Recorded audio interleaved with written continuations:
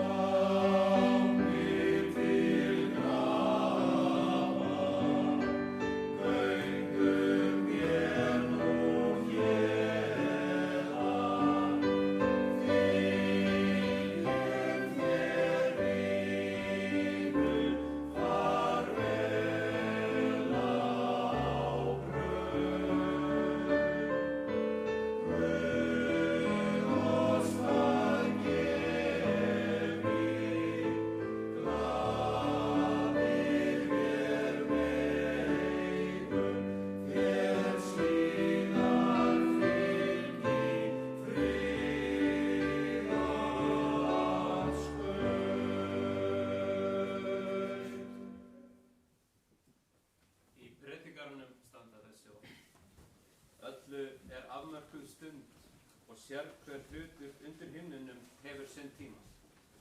Að fæðast hefur sinn tíma og að deyja hefur sinn tíma. Að gróðursetja hefur sinn tíma og að rífa upp það sem gróðursett hefur verið hefur sinn tíma. Að deyða hefur sinn tíma og að lækna hefur sinn tíma. Að rífa niður hefur sinn tíma og að byggja upp hefur sinn tíma. Að gráta hefur sinn tíma og að hlæja hefur sinn tíma. Að kveina hefur sinn tíma og að dansa hefur sinn tíma. Að kasta steinum hefur sinn tíma og að tína saman steina hefur sinn tíma. Að faðmast hefur sinn tíma og að halda sér frá faðmlegum hefur sinn tíma. Að leita hefur sinn tíma og að tína hefur sinn tíma. Að geyma hefur sinn tíma og að fleygja hefur sinn tíma.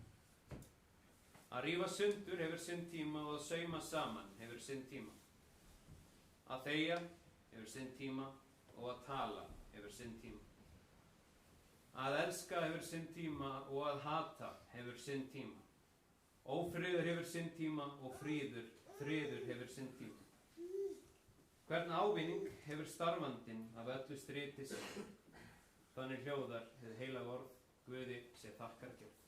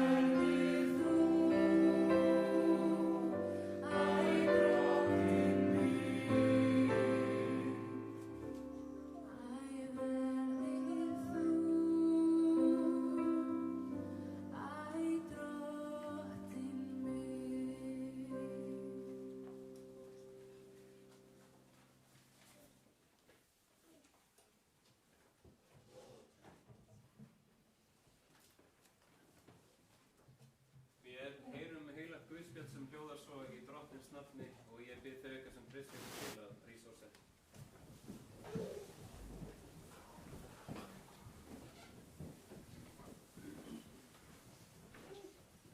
Hjarta yðar skelfist ekki, trúið á Guð og trúið á mig. Í húsi föður míns eru margar vistarverur, væri ekki svo, hefði ég þá sagt yður að ég færi burt að búa yður stað.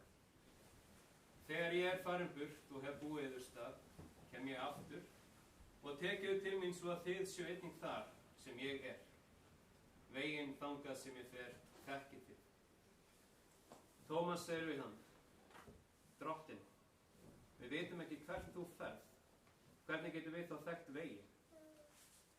Jesús segir við hann, Ég er vegurinn, sannleikurinn og lífið. Enginn kemur til föðurins nema fyrir mig. Þannig hljóðar hið heilaga Guðspjall og sælir eru þeir sem heyra Guðs orð og varðveita það. Amen.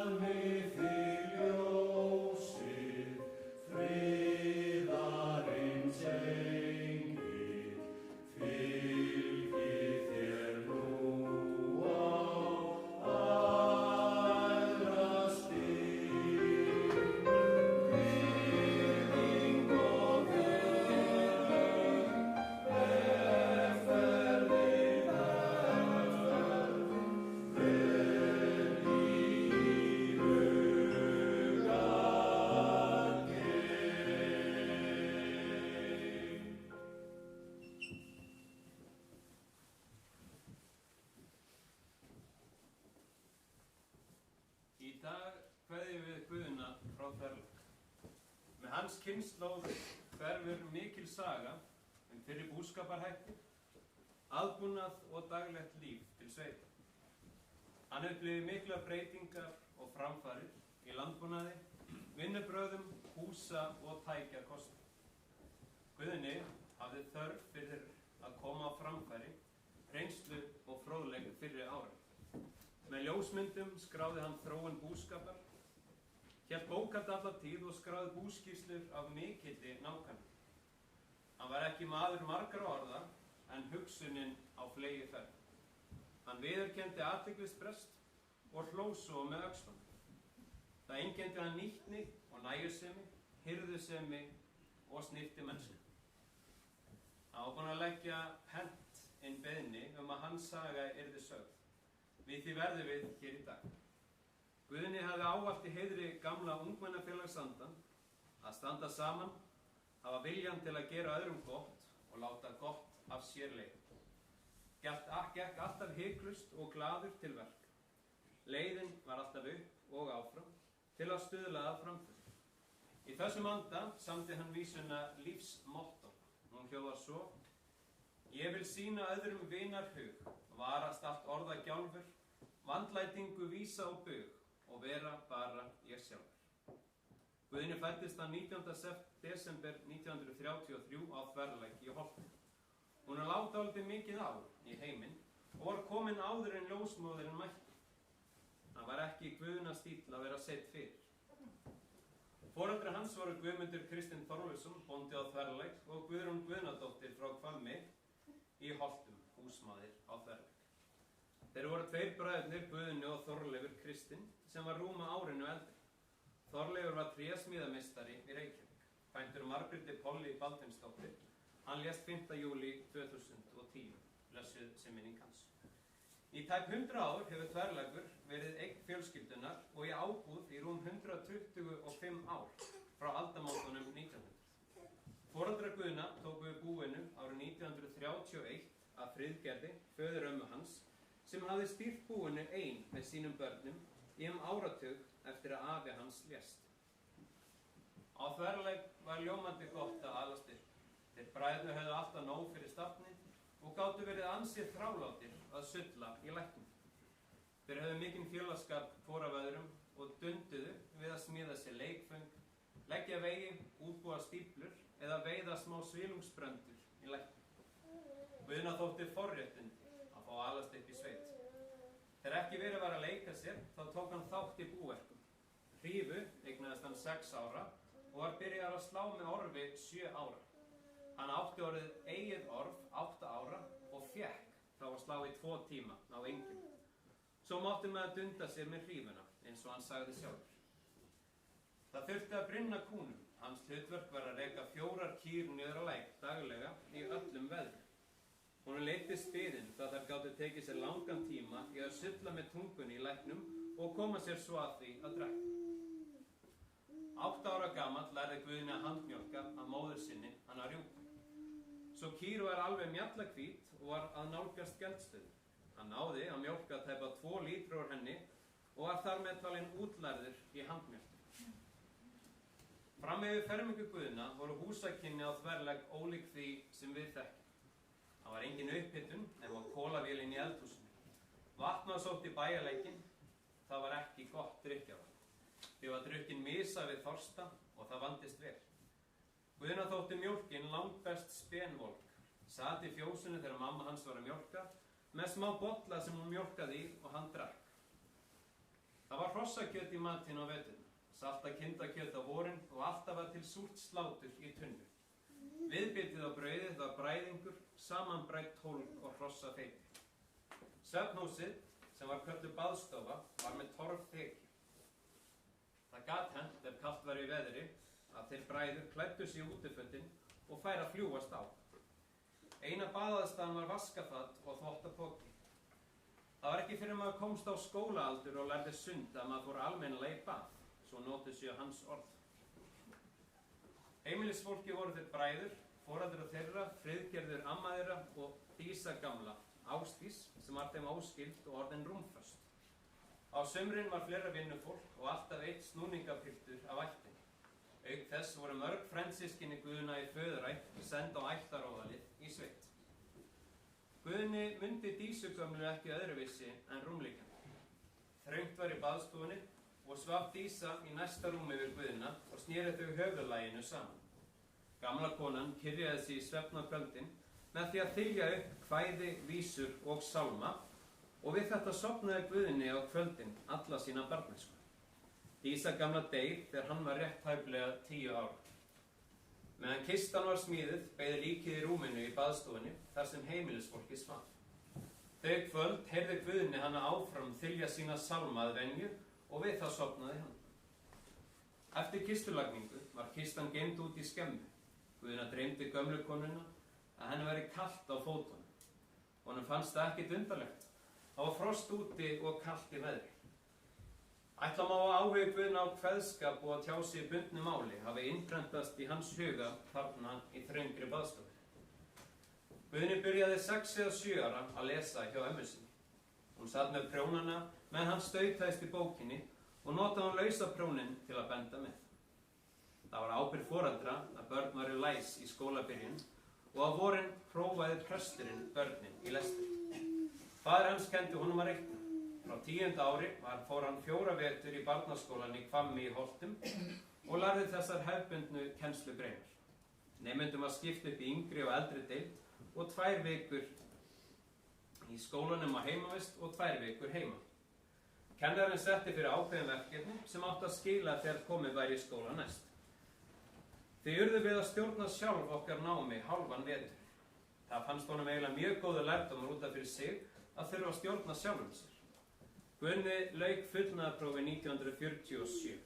Það vor var hann fermdur í Skarðskirkju undir gosdrunum Heklu og drunurnar voru svo miklar að það hrikti í kirkjuveggjunum.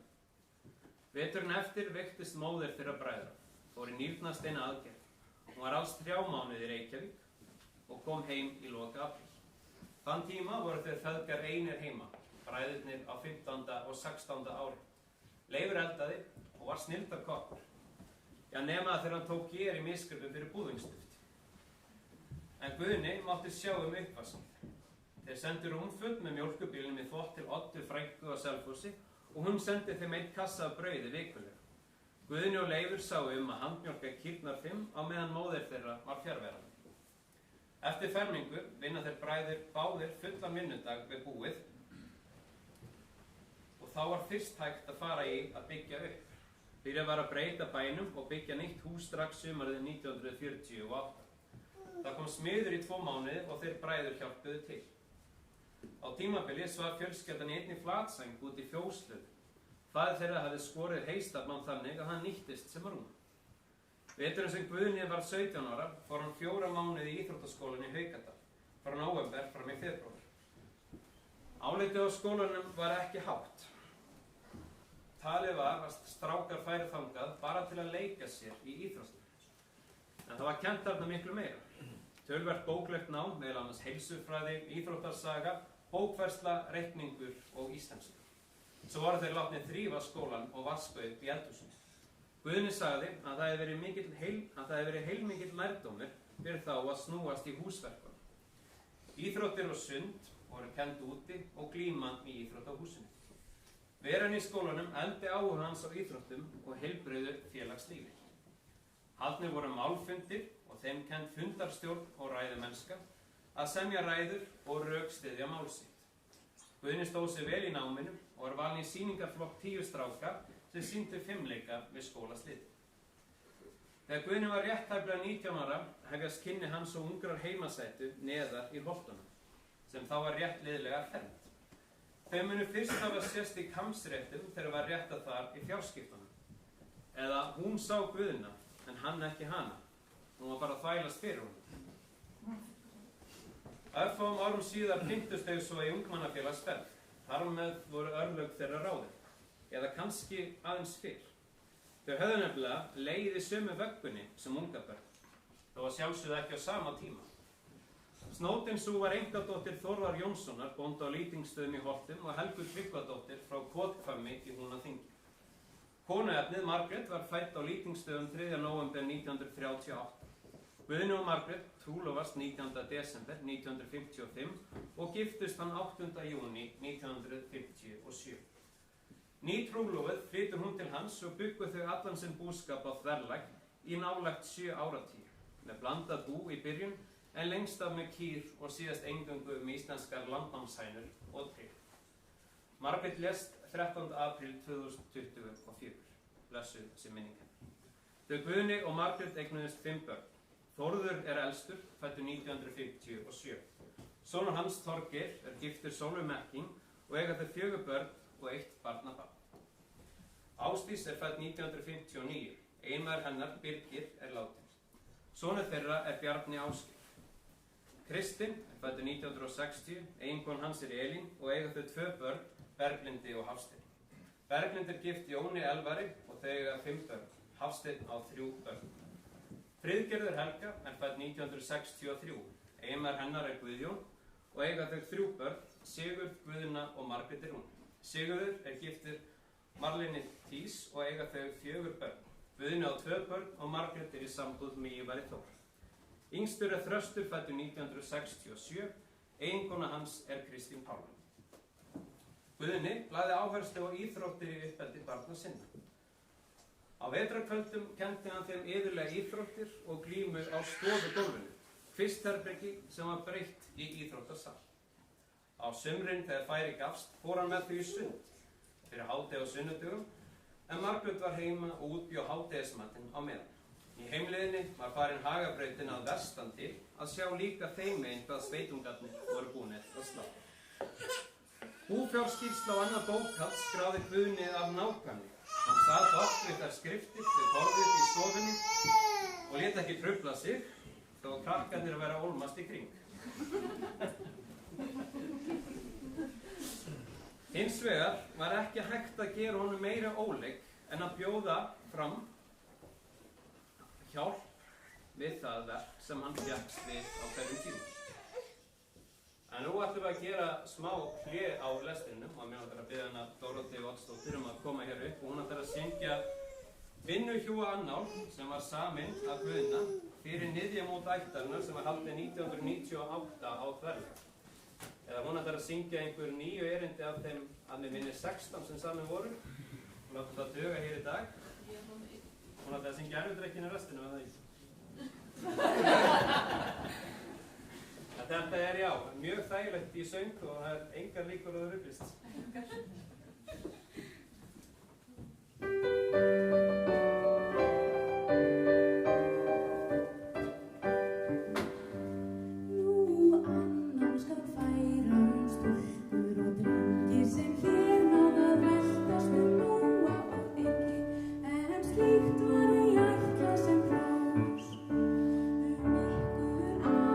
Sannleikan segir þó svo litlar ýkjur væri ekki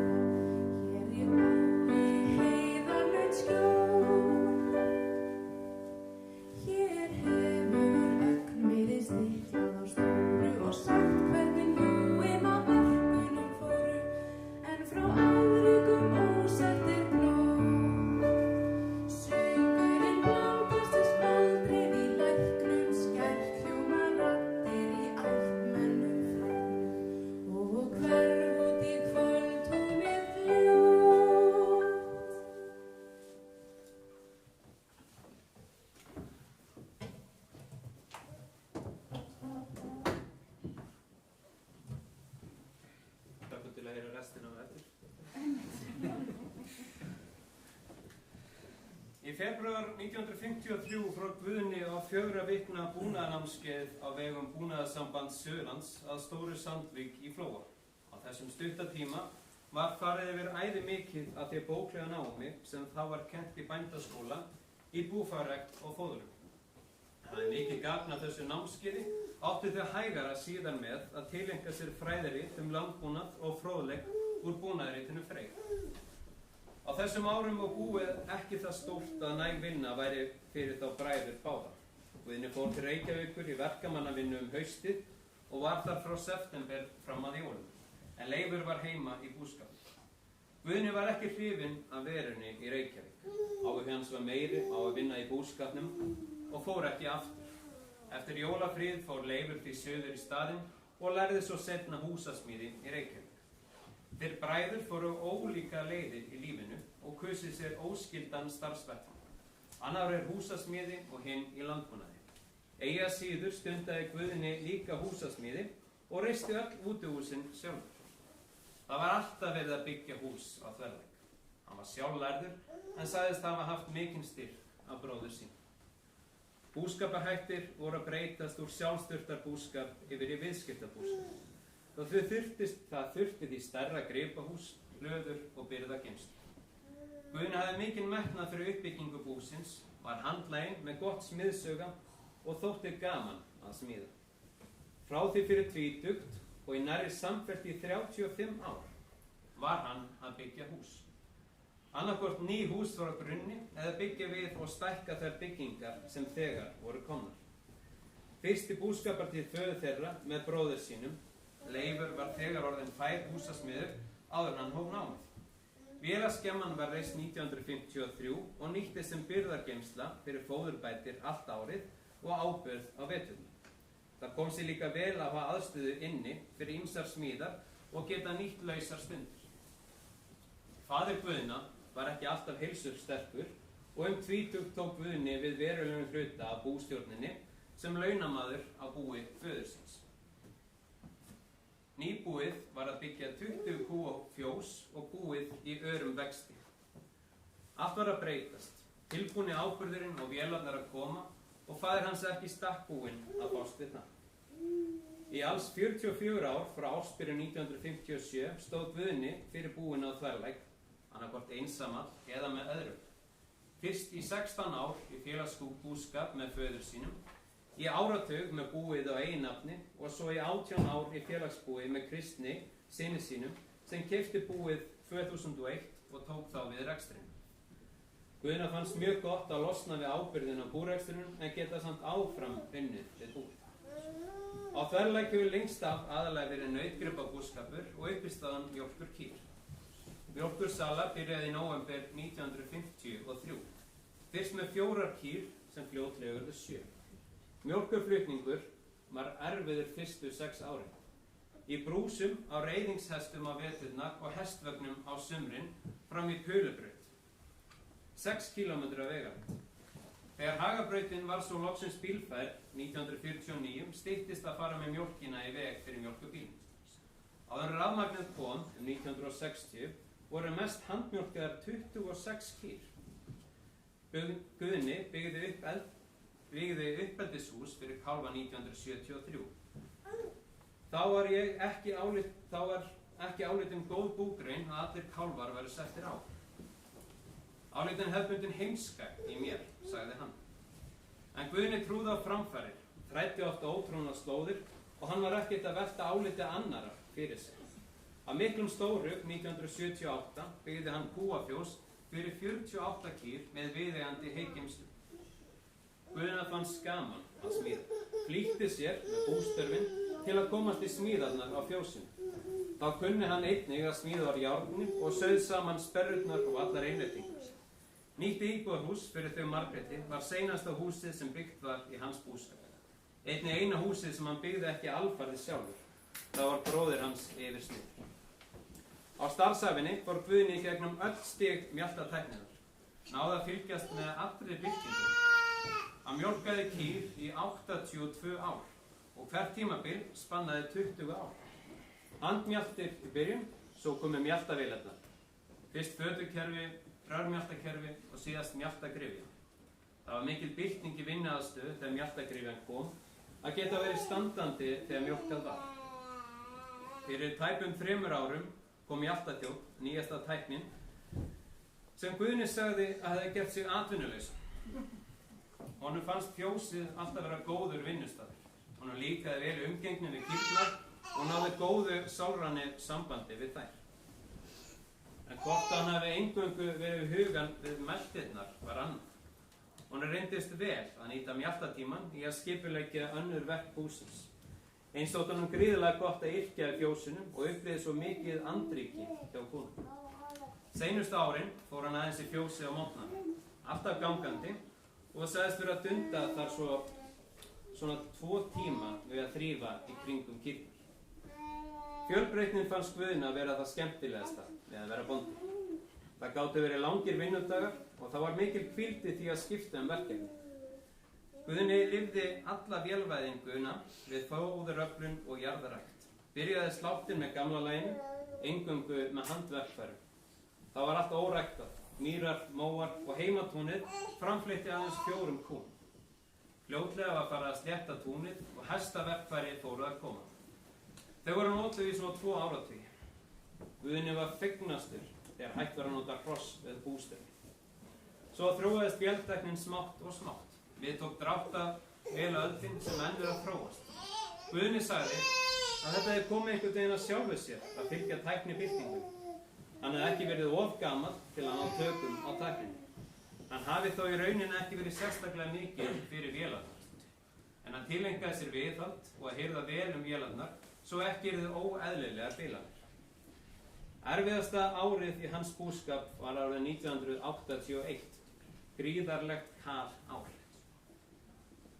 Þetta var ekkert búið að jafna sig vorið eftir og kalskellirnir fylltust við að arfa sumarið. Honum sagðist svo frá. Ég var náttúrulega svo kærulaus að ég bara þetta allt saman og arfinn spratt náttúrulega ágætlega. Svo var þetta slegið og þurrkað og stóð heima að þegar grasið var orðið þurrt, þá var arfinn mátulegur að taka hann í voti. Svo þegar ég fór á múana með bindivélina, batt ég bara þurrt hey og snitti hjá öllum arfa. Þeim arfa var svo dempt í votiskrifinnar og var þetta fínasta voti. Kýrnar hólkuðu þessu í sig, það bjargaði okkur oft votiskerfi. Starfsævi hans við bústörfin spannar í heildina nær 85 ár, frá því löngu fyrir fermingu, smá gutti út af engjum að slá með orfi og til dauðadags þá háaldraður enn að slá með orfi og snifta við bæjarhlaðið. Þarf engan að undra. Það nú skemmtilegasta verkið að slá.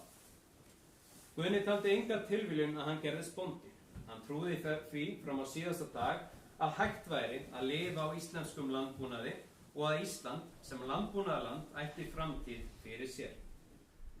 Það bara yfir höfuð skilyrði að vinna í þessu af áhuga og krafti og þá bara gengur þetta, sagði hann.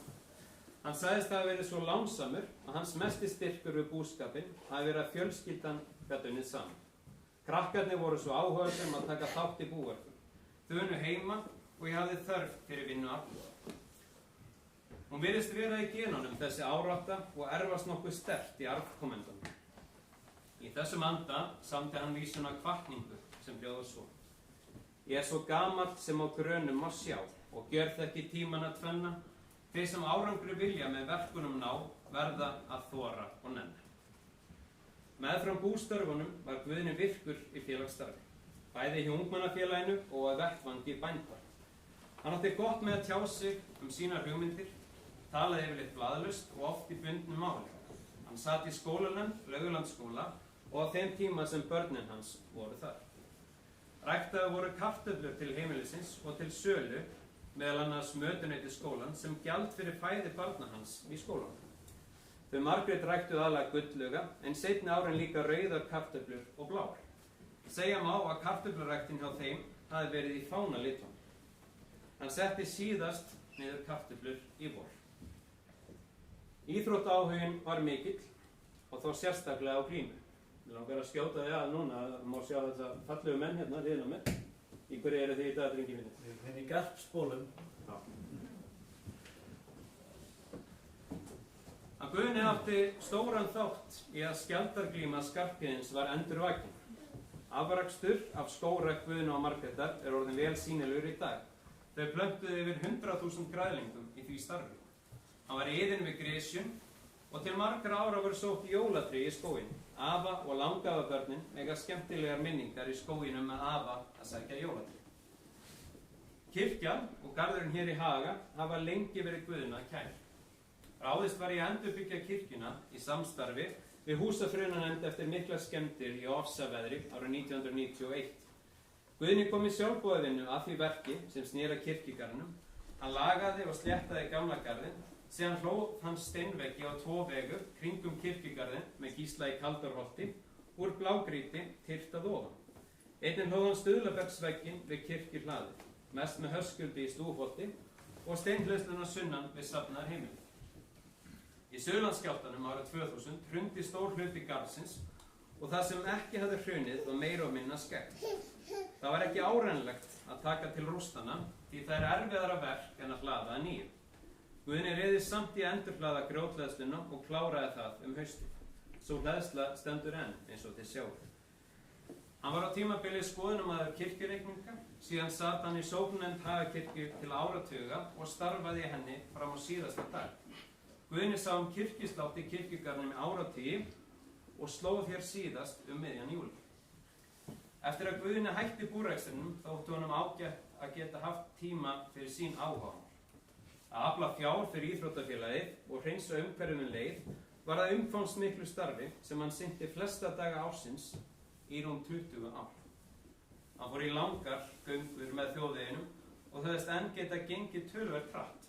Það hefði verið vanur að eltast gangandi við búfé og þetta væri honum engin breyting eða viðbrigði. Söfnunarstarfið var hans líkamsrækt og ánægðastur var hann með að það kæmi að einhverjum notum. Guðni var farin að velta því fyrir sér að taka einhvern í starfskynningu. En verkefnið útheimtir bæði töluverðan tíma og líka ferðarkostnað. Ferðarkostnaðinn sagði Guðni: Ég hef lagt þetta þannig niður fyrir mig að bensínreikningurinn vegna flöskuferðana sé svipaður utanlandsferði í 1 viku myndi kosta. Til útlanda langar mig ekki. Flöskusöfnunin er hins vegar sport sem varir allt árið og fín hreyfing. Þetta er í þágu umhverfisins og skila svo íþróttastarfi og samfélagi hér í sveitinni heilmiklu. Þá má ýmist kalla þetta áhugamál eða dellu og sumir segja að daufur sé dellulaus maður. Fyrir ötult starf að umhverfismálum fyrir samfélagið hafa Guðna verið veittar margar viðurkenningar. Hann var heiðursfélagi Garps 2012, öðlingur HSK 2014, fékk gullmerki HSK 2019 og var valinn samborgari í Rangárþingi ytra árið 2023. Hann fékk auk þess umhverfisverðlaun UMFI 2015 fyrir óeigingjarnt starf í þágu náttúru Íslands. Á því tilefni var við Laugaland sumarið eftir afhjúpaður minnisvarði steinn með áletraðri málmplötu. 2022 var Guðni sæmdur fálkaorðunni við hátíðlega athöfn á Bessastöðum fyrir framlag til umhverfisverndar og samfélagsþjónustu. Hann taldi sig nú ekki hafa tíma í svoleiðis dús. Það var hringt í hann frá forsetaskrifstofunni í Reykjavík til að boða hann formlega á þennan viðburð. Hann taldi frekar mikla vanganta á að hann geti mætt á Bessastaði þann 17. júní. Hefði nægu öðru að snúast og bara ýmsu fyrir sig. Honum var boðið að þau kem á bíl að sækja hann. Það henti honum ekki á afþakkaði. Sama var að koma til hans boðsbréfinu. Guðni sagði ekki flýta að senda bréfið í pósti, póstsendingar verður sjaldan eða aldrei. Það kærði sig líka lítið að aðrir vissu af þessu vissu. Þetta snerist aðeins í höndunum á honum. Því svo fór að forsætisritari kom akandi með boðsbréfið heim og hlað á þverlægt á sérmerktum bíl frá embættinu, þar sem Kristinn tók á móti bréfinu. Þar með hann öll leyndinni við atburðinum fokin út glugga. Með árunum var heyrnin farin að bila. Hann heyrði það sem hann vildi heyra og annað mun verk. Átti þó auðvelt með að halda upp í samræðum ef umræðuefnið var tengt búskap eða öðrum hans hugarefnum. Þá gat verið erfitt að koma öðru að þegar komið var skriður á frásögninu. Guðni var í seinni tíð mikið andlegum pælingum og fann sterkt fyrir tengingu við handan heima. Hann skynjaði og sá það sem aðrir sá ekki. Glímdi við drauga, og sagði af því sögur. Þegar tölvurnar komu, sagði hann að þeim var ekki treystandi. Hann sendi bara hugskeyti og það virkaði alltaf. Til að þjálfa hugan las hann ljóð og lærði kveðskap. Var enn að læra löng kvæði 92 ára gamall. Við ýmsu tilefni fór hann einnig með kveðskap sem hann hafði ort. Guðni var kallaður brott með stuttum fyrirvara, tímaklassið var tæmt. Hann lést sunnudaginn 2. ágúst. Eftirfarandi vísa sem hann nefndi hugleiðing verða hans loka orð. Til hvers er lífið heimsins guð? Hörð oft lífsins glíma, ég segur að stunda puð og saksa niður tíma. Verkin þín er okkur til fyrirmyndar og minning þín lýr, hafðu þökk fyrir allt. Fjölskyldan þakkar innilega hlýhug, samúð og vináttu. Þeir sem vilja minnast Guðna og heiðra minningu hans er bent á að styrkja starf íþróttafélagsins Skaps með áframhaldandi dósasöfnun. Látum verkin tala í hans anda. Að lokum hefur beðin að koma þegar framfæri að athöfn hér í kirkjunni að lokinni er ykkur öllum boðið að koma og þiggja kaffiveitingar á Laugalandi og ég bið þess að þið sýni fjölskyldu og vinum Guðna þann heiður og þá virðingu að þiggja það boð. Guð blessi elsku Guðna og Guð blessi ykkur öll í Jesú nafni.